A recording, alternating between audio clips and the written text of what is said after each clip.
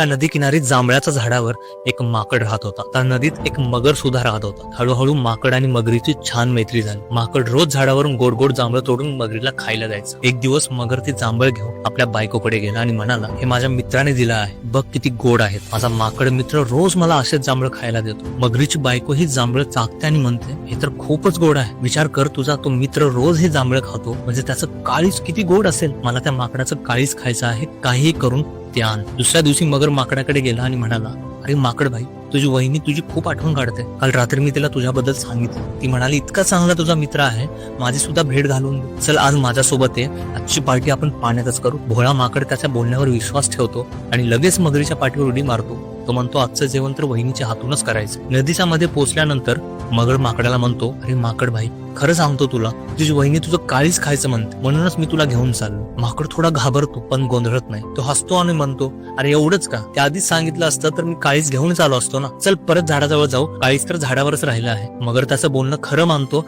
आणि परत फिरतो. जसेच झाडाजवळ पोहोचतात, माकड झपकन उडी मारून झाडावर चढतो आणि वरून ओरडतो, जा रे धोकेबाज, मी तुला मित्र मानलं, तुझ्यावर विश्वास ठेवला आणि तू इतका मोठा फसवा निघलास. जा, मला पुन्हा कधीच दिसू नकोस. मगर लाजून शांतपणे तिथून निघून जातो. त्या गोष्टीचा अर्थ एवढाच आहे, आजच्या जगात प्रत्येक वळणावर फसवणूक आहे. सावध राहायला शिकलो नाही, आयुष्यात कधी ना कधी पण ही एखाद्या धोकेबाजाचा बळी ठरू.